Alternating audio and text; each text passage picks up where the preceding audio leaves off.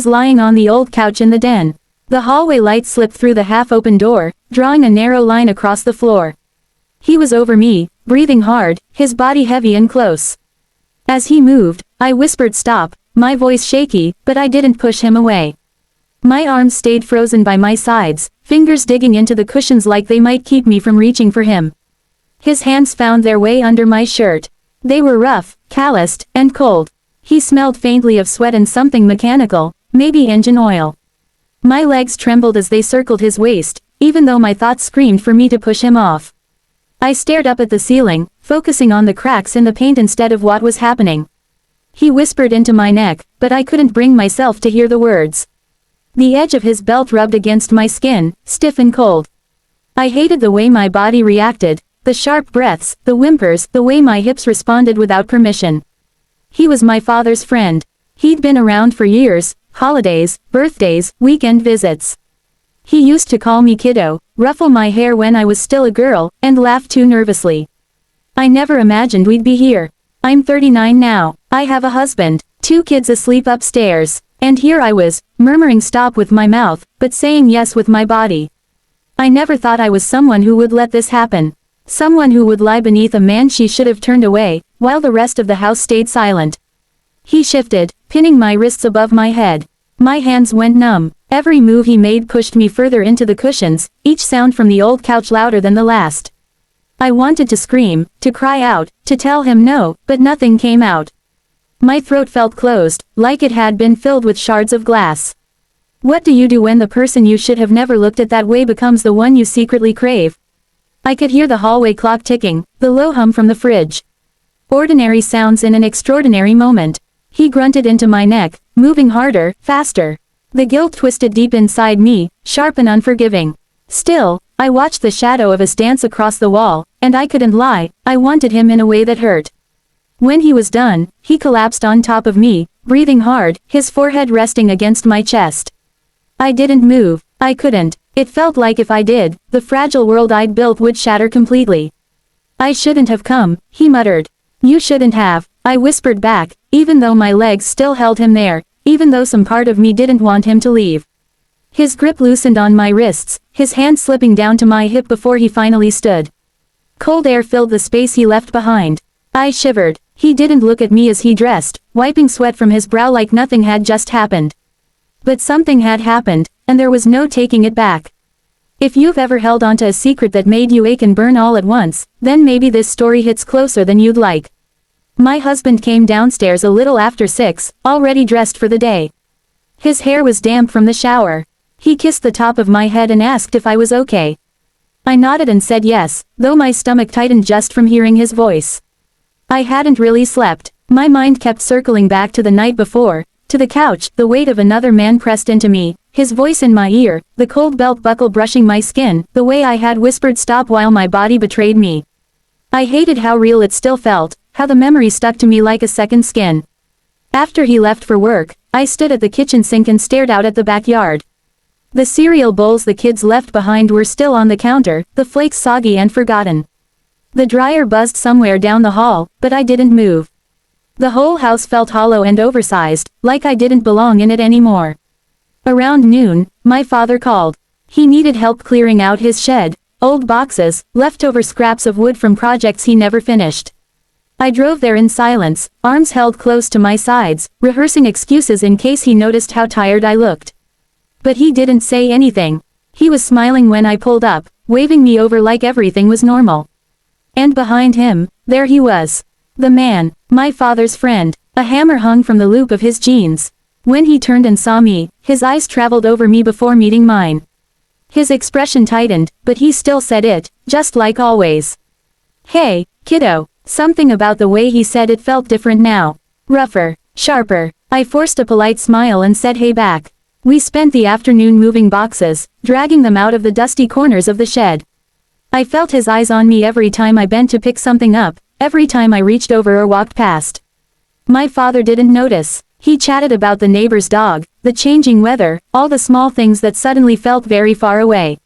My stomach churned the entire time. At one point, my dad went inside to answer a call. That's when the man stepped in close behind me.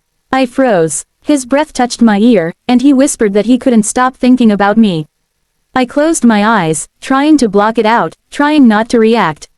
A part of me still leaned toward his voice, against my will. I swallowed and whispered, "Don't. You didn't stop me," he said. I felt my throat tighten as I clenched my jaw. "I hate you, liar," he whispered before stepping back just as my father came through the door again. I turned quickly, focusing on the boxes to hide the tremble in my hands. My dad laughed at something, I didn't catch what. The man glanced at me over his shoulder, his smile sharp enough to make my stomach twist. I was supposed to protect my family. I was supposed to be stronger than this. But every second he stood near, I felt myself unraveling more. Later that afternoon, we sat around my father's worn kitchen table. He sipped his sweet tea and sorted through old receipts, talking as he worked. Across from me, the man's knee touched mine. Under the table, his thumb traced slow, steady circles against my shin where no one could see. I sat stiff, arms locked to my sides, trying to focus on the numbers my father was muttering out loud. But that touch felt like heat crawling under my skin. Then my dad stood to answer the door. I shot up from my chair, needing space, air, anything. As I passed, the man caught my wrist. "You can't run forever," he said, staring straight into me. "I can try," I said through clenched teeth, pulling away so fast I nearly knocked over a stack of papers. My father returned, shaking his head and lightly scolding me for the mess. I mumbled an apology and crouched down to gather the fallen sheets, feeling the man's eyes press into my back like a weight. When it was time to leave, my father gave me a hug at the door, promising to call soon. The man followed me out to my car in silence. The space between us felt thick, like it was filled with all the things we weren't saying. I turned toward him and said, "Don't come by." "You don't mean that," he replied, standing too close. I could smell the sawdust and sweat on his shirt, could feel the heat of him even without touching. But I didn't respond. I just got into my car, slammed the door shut, and drove off without looking back. Still, my hands shook on the steering wheel the whole way home. My body throbbed with something I hated admitting to myself. I tried to avoid him. I ignored his messages. I let my father's calls go to voicemail when I knew there was a chance I might see him again. I told myself that if I stayed away long enough, maybe the guilt would ease, and I could go back to the woman I used to be. But every night, lying in bed next to my husband, I found my mind drifting back, to the kitchen, to the heat in that man's eyes, to the rough feel of his hand on my skin. His words echoed in my head, "You didn't stop me." And no matter how much I hated myself for it, I wanted to hear his voice again. One afternoon, as I drove home from the grocery store, I spotted his truck parked near the edge of town. My breath caught. I slowed the car without meaning to, heart pounding like it already knew what was coming next. My hands tightened around the steering wheel. I told myself to keep driving, to not even glance his way. But my foot eased off the gas anyway. My eyes flicked toward the truck. He was there, window down, arm hanging out casually like he belonged in that moment. He looked right at me as I passed, his mouth pulling into something that wasn't quite a smile. My chest clenched. My stomach twisted into a knot I couldn't untangle. That night, a text came in. "I miss you," it read. I threw the phone onto the couch and pressed both hands to my face, rocking forward, trying to shake off the heat rising through my belly like it had a mind of its own. My husband came home late. He kissed my forehead and asked if I was okay. I nodded, gave him a weak smile, my arms folded tightly around myself like armor. When he went to bed, I stayed behind on the couch, staring at the phone glowing in the dark. Another message blinked on the screen. "I know you think about it. I know you want it again." I whispered, "No," into the silence, but my thumb hovered over the reply button like it had forgotten who I was. A truck rumbled down the street. My heart jumped into my throat.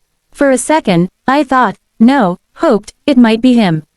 I hated myself for that hope. The next day, I went back to my father's house. He needed help clearing out old furniture in the garage. And the man was there. Of course he was. The air left my lungs the moment I saw him, sweat shining along his neck, that familiar t-shirt clinging to his back and shoulders. "Hey, kiddo," he said, wiping his hands with a rag. His voice was too easy, too casual, like nothing had happened. I swallowed hard and didn't look at him. "Don't," I whispered once my father stepped away. "You didn't say no," he murmured, voice like gravel wrapped in silk. My hands trembled as I lifted a box and walked past him. He brushed against me, deliberate, slow, his hand sliding along my hip. A shiver darted up my spine. I should have slapped him. I should have shouted, but I didn't. I kept walking, box after box, pretending I was strong, pretending my body wasn't betraying me every time he got close. But later, when my father went inside to take a call, he found me near the workbench and didn't give me the chance to escape. He didn't touch me, not at first. He just leaned in, his breath warm against my ear. "You're going to break," he said, voice low and sure. "You want me so bad it hurts." "Shut up," I whispered, pushing him back. He caught my wrist, tight, sharp. I winced. "Say you don't want me," he said, his breath dragging across my cheek. I opened my mouth, but nothing came. No words, no strength. He let go, stepping back slowly, his eyes dark and unreadable. That's what I thought. I turned and fled into the house, my hands trembling so badly I could barely grip the doorknob. "I need to go," I told my father, voice brittle. He frowned. "You okay?" I nodded. Lied. Again. Outside, I slammed the car door shut and gripped the steering wheel until my knuckles went white. In the rearview mirror, a pale ghost of myself stared back, wild-eyed, shaking, unfamiliar. That night, I sat on the edge of the bed while my husband slept, curled in on myself like a child. I rocked gently, whispering over and over, "I don't want him. I won't let this happen again." But the truth, part of me already knew it would. It was past midnight when I heard the low rumble of a truck pulling into the driveway. Rain beat against the windows like it was trying to warn me, trying to pull me back from the edge. I stood frozen in the kitchen, hands braced on the counter, whispering to myself, "Don't move. Don't open the door." I didn't move, but I didn't stop it, either. The back door creaked open. I didn't turn around. A gust of cold air rolled in, carrying the scent of rain and wet earth, and him. "I shouldn't be here," he said, his voice raw. "You need to leave," I whispered. But my feet didn't shift, my body didn't retreat. He stepped closer, boots squelching softly on the tile, until I could feel the heat of him right behind me. "You don't want that," he murmured, his hands sliding around my waist, fingers curling into my hips like he owned them. I shivered, arms pressed tight to my ribs. "Stop," I said, but the word came out broken, more prayer than protest. "You don't mean it," he whispered, his lips brushing my ear, setting off a full-body tremor. I hated him for being right. But I hated myself more. He turned me around, his grip firm, backing me into the counter. His mouth crashed into mine, urgent, punishing. My teeth knocked together from the force. I tasted blood as his lips split against mine, the copper sharp and bitter. And still, I didn't stop him. My hands stayed trapped between us, fingers curled into fists, as he leaned in closer. The air around us felt thick and charged. "I can't stop," he muttered, his voice frayed, trembling at the edges. "Please," I whispered, tears spilling fast and hot. I didn't even know what I was begging for, whether I wanted him to stop or for something inside me to quiet, to break, so I could finally feel nothing at all. The counter behind me pressed into my spine as I froze, unable to speak, to move, to choose. My body was a battlefield, and I couldn't tell who was winning. He stepped forward again, and guilt twisted inside me like a knot I couldn't undo. He gripped my sides, not roughly, but firmly, enough to make me feel trapped. "You're mine," he said near my ear, and I shook my head, whispering no, even as the rest of me refused to follow that lead. Outside, the rain pounded the roof like a warning, but I couldn't hear it over the noise in my own head. A sound escaped my lips, a soft, broken thing, and I hated it. Hated myself. He held my wrists for a moment, not to hurt, just to keep me there, as if letting go meant admitting something neither of us was ready to face. "Look at me," he said, and I did. His eyes were dark with something raw, unfiltered. Desperation, hunger, shame. I felt my own reflected back at me. "I hate you," I whispered, the words shaking as they left my mouth. "I know," he breathed, and didn't stop until it was over. Afterward, the silence settled over us like ash. He pressed his forehead to mine, both of us catching our breath. I didn't close my eyes. I didn't want to forget. The kitchen reeked of damp clothes, sweat, and something darker, regret maybe, or need. "I shouldn't have come," he muttered as he stepped back, fingers trembling as he fastened his jeans. I said nothing. The door slammed behind him, and I stood there in the aftermath. I slid off the counter, pulled up my jeans with shaking hands, and stumbled to the sink. I turned on the water and scrubbed at my arms, my neck, my chest, anywhere his hands had been. But the feeling wouldn't leave. It clung to me like smoke. I stood there for what felt like hours, the water running cold over raw skin. My arms locked tight to my sides, my body swaying like I was trying to rock myself out of reality. I kept whispering, "It won't happen again," over and over, but I already knew that was a lie. I didn't sleep at all that night. I lay on my side beside my husband, my body curled in on itself, arms wrapped tight, listening to the creaks of the house and the relentless ticking of the hallway clock. Every second sounded like judgment. Every breath, a reminder that I couldn't outrun what I'd done, or who I was becoming. I kept waiting for the sound of his truck, the low rumble that would mean he hadn't really left, that he'd come back. But the sound never came. When the sky finally began to lighten, I pulled myself out of bed, moving carefully so I wouldn't wake my husband. He murmured something in his sleep, rolling over and wrapping the blanket tighter around himself, like he was shielding against more than just the cold. I stood there for a while, just watching him. Guilt twisted hard in my stomach. I wanted to reach out, to touch his face, to remember what it once felt like to love him cleanly, without the weight of lies between us. But my hands stayed still. Downstairs, I went through the motions. Made coffee, stared out the kitchen window while the machine hissed and gurgled behind me. The backyard was still wet from the rain, the grass flattened and muddy. By the fence, I saw the old spot where we used to set up the kiddie pool each summer. I could almost hear the echoes of laughter, little feet splashing, the sun catching in my daughter's hair. But it felt like a memory that belonged to someone else, like I was staring into a life I had stepped out of. I poured the coffee into my favorite mug but didn't drink it. Just stood there holding it, feeling the warmth seep into my palms, not into me. When the kids woke up, I smiled and packed their lunches. Tied shoes, smoothed hair with hands that wouldn't stop trembling. My daughter looked up at me with worried eyes and asked if I was sick. I smiled too wide and told her I hadn't slept well. She accepted it, and I hated how easy the lie came. After they left, the house fell quiet again. That silence was heavier than anything. I wandered from room to room, cleaning what didn't need to be cleaned. Straightened pillows, folded blankets, wiped down counters that were already spotless. My phone buzzed on the kitchen counter, but I didn't check it. I didn't have to. I already knew who it was.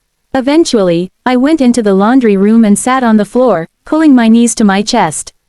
The clean scent of sheets still in the dryer filled the space, the soft hum vibrating through the tile. But I felt stained, like something clung to me from the inside out, no matter how many showers I took or how hard I scrubbed. The phone buzzed again. Another message. "I need to see you," it read. I stared at it for a long moment before grabbing it and throwing it hard against the wall. The screen cracked on impact, a soft pop echoing through the tiny room. I watched it fall in silence, watched the fractured lines spider across the glass, like a reflection of the mess I'd made of everything. I buried my face in my hands, rocking gently, whispering over and over that I hated him, that I hated myself more. But beneath all that self-loathing was a hunger I couldn't shake. I wanted him so badly it felt like I was unraveling from the inside, being hollowed out and consumed. That afternoon, I forced myself to leave the house. I wandered through the grocery store like a ghost, barely seeing the shelves, the bright lights and music blurring around me. Then I saw him, in the produce section, leaning against a stack of boxes, his eyes locked on mine. My breath caught. For a moment, I thought I might turn and run. But I didn't. I kept walking, head down, pretending not to notice. He stepped in front of my cart, blocking my path. "You can't keep ignoring me," he said, his voice low and rough. "Get out of my way," I whispered, refusing to meet his eyes. "You don't want me gone," he said, brushing his fingers over mine on the cart handle. The touch sent a jolt through me, unwanted and electric. I snatched my hand away, blinking fast against the sting behind my eyes. "I hate you," I whispered. He smiled, small, sad, like he didn't believe me. "You're a terrible liar," he murmured. I shoved past him, abandoning the cart where it stood. I practically ran out of the store, hands trembling so badly I struggled to get the car door open. Inside, I slammed it shut and sat shaking, my breathing quick and shallow. It felt like my chest was being squeezed in a vice.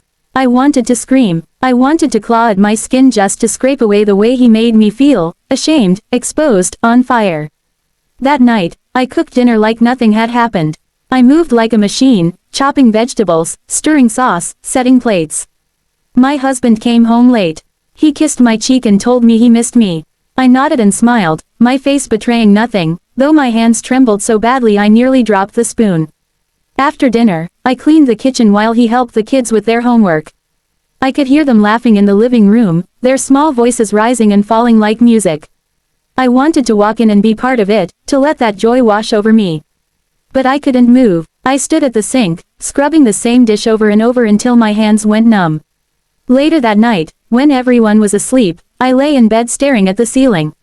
My husband's steady breathing filled the silence beside me. I didn't know if I wanted to stop what I was doing, or if I just wanted to stop hating myself for doing it. The next evening, we sat around the dinner table when he looked at me over the rim of his glass, his eyes narrowing just slightly. "You've been different lately," he said, his voice low so the kids wouldn't hear. The blood drained from my face. I forced a smile, shaking my head.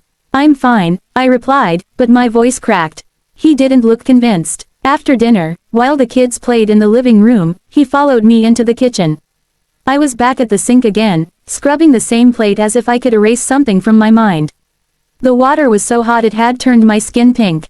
"Talk to me," he said gently, placing his hand on my back. I froze. "I'm fine," I whispered. "You're lying," he said, his voice firmer now. "Tell me what's wrong." I opened my mouth, but nothing came out. My throat seized, the words tangled and choking somewhere deep inside me. "I can't help you if you don't let me in," he said softly, the weight in his voice heavier than usual. I stepped back from the sink, the hot water still rushing over my hands. "I don't need help," I whispered, my voice barely audible over the running faucet. That night, after we tucked the kids into bed, I lay beside him in the dark, eyes wide open, staring at the soft green glow of the alarm clock across the room. Each breath felt like it scraped something raw inside my chest. My phone buzzed on the nightstand. I didn't want to look, but my hand moved before I could stop it. The light from the screen lit up my face. "I miss you," the message read. I swallowed the tight lump rising in my throat. "Don't come here," I typed back with trembling fingers. A second later, his reply came, "Liar." I turned the phone off and shoved it under the pillow, but I couldn't force my thoughts away. I kept seeing him, hearing his voice, feeling the shadow of his presence where he shouldn't exist. He made me feel wanted, seen. Like I was more than just someone's mother, someone's wife. He made me feel alive in a way that terrified me. An hour later, I heard the front door creak. My body went rigid, breath caught halfway up my throat. I lay perfectly still, arms clamped tightly to my sides, torn between dread and a shameful flicker of hope. I prayed he wouldn't come up the stairs. I prayed he would. But it was just my husband, quietly checking on the kids, shutting off the hallway light as he returned to bed. The next morning, he asked me again at breakfast if I was okay. The kids were already arguing over cereal, my son knocking over his milk, my daughter shrieking about missing homework. I stood there, dish towel in hand, feeling like I was watching it all from underwater. Distant, untouchable. "I'm fine," I lied, forcing a smile as I wiped the milk from the table. The rest of the day, I cleaned like a woman possessed. I scrubbed the bathroom until the scent of bleach burned my nose and the skin on my hands cracked raw. I vacuumed the carpets over and over again, even after they were spotless, emptying the bag only to start again. I hoped the roar of the vacuum would drown out the noise in my head, the memories, the phantom pressure of hands on my hips, the low echo of a voice that shouldn't still be with me. But it didn't. That night, while my husband snored softly upstairs, I stood by the living room window, staring into the quiet street. Every car that passed made my heart jolt. Every gust of wind brushing against the glass sounded like footsteps. Like him, I imagined running, slipping into the passenger seat of his truck, leaving behind the dishes, the laundry, the ache. Letting him take me somewhere, anywhere, where the air didn't feel so heavy, where the walls didn't press so tightly against my skin. But I stayed frozen, arms stiff at my sides, tears sliding silently down my cheeks.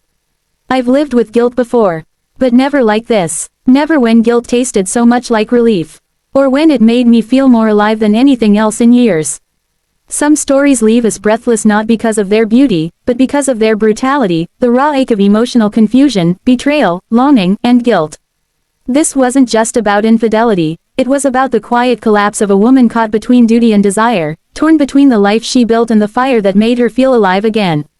Whether you judge her or empathize, one thing is certain: silence, avoidance, and pretending can be just as destructive as the acts we fear to speak aloud. Thank you for watching, listening, or reading this emotionally charged episode. Your time and attention mean everything. If this story resonated with you, please consider subscribing, liking, or sharing with others who value honest, unfiltered storytelling. Your support helps us continue exploring the messy, powerful corners of the human experience. Disclaimer: this story is a work of dramatic narrative fiction inspired by true emotional experiences. All characters, events, and dialogues are either fictional or dramatized for storytelling purposes. Viewer discretion is advised. This content is not intended to promote or justify infidelity or emotional manipulation, but rather to highlight the complexity of human relationships and choices. If you or someone you know is struggling with emotional distress or relationship issues, we encourage you to seek help from a licensed counselor or therapist.